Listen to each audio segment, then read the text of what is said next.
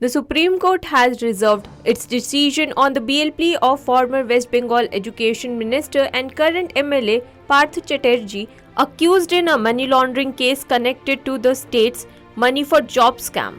The bench, comprising Justice Suryakant and Justice Ujjwal Bhuiya, noted allegations of corruption against Chatterjee. Representing the Enforcement Directorate, Additional Solicitor General S.V. Raju opposed the bail, emphasizing the gravity of Chatterjee's role. He also argued that even if granted bail in this case, Chatterjee remains in custody in a separate CBI case.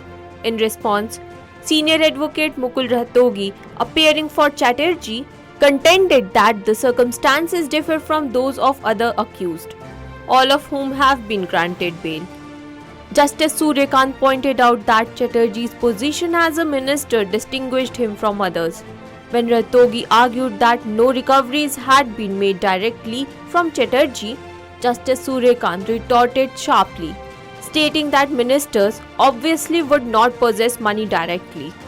On the face of it, you are a corrupt person. What message are we sending to society if corrupt individuals are granted bail so easily? He remarked.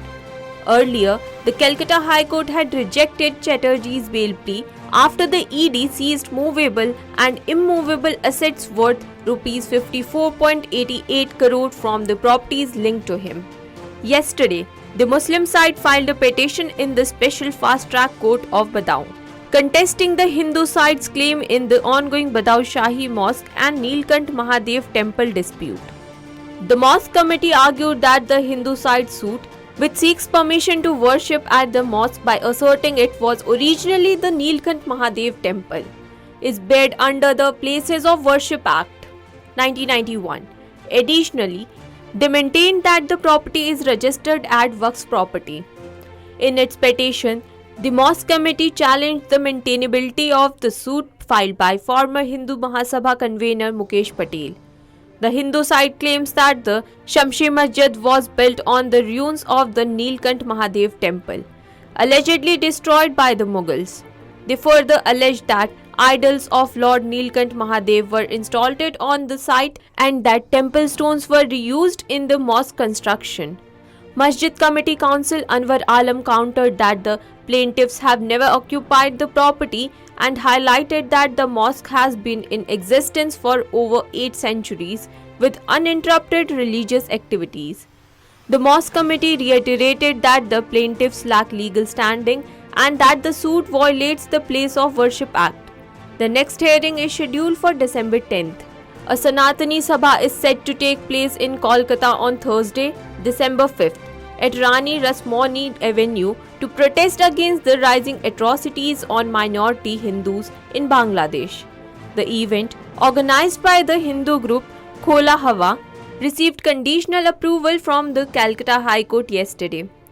Justice Tirthankar Ghosh's bench permitted the Sabha provided peace is maintained and no violence or damage to government property occurs. The court emphasized that any violation of these conditions would result in strict action. The Karnataka High Court heard a petition filed by BJP MP Tejasvi Surya, seeking the dismissal of an FIR filed against him for allegedly spreading false information about a farmer's suicide in Haveri district. The court has scheduled a further hearing for tomorrow, December 5th, and extended the interim order that halts the investigation until then.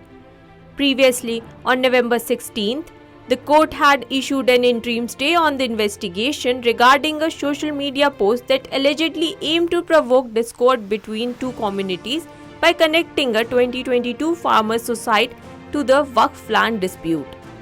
The High Court observed that, at first glance, no offence is established under Section 5052 as interpreted by the Supreme Court concerning Section 153A.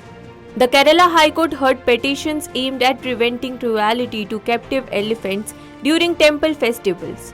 In the previous hearing, the court had rejected a petition seeking changes to the guidelines regarding the 3-meter distance between elephants. Today, A bench of Justice A.K. Jaisankaran Nambiar and Justice Gopinath P. reviewed the case concerning elephant procession at a temple in Netiri Punithura, where it was alleged that guidelines set by the Cochin Devswam Board were violated. The court instructed Devswam officials to ensure adherence to the guidelines and maintain the required distance between elephants, warning that strict action would follow any breach. The court ordered the Devswam Board to submit an affidavit detailing the status of violations. It also stated that if the officials failed to explain why the guidelines were not followed, further actions would be taken. The court emphasized that from now on, officers would be deployed to ensure compliance with the guidelines and to confirm the Devswam officials are following the court's orders.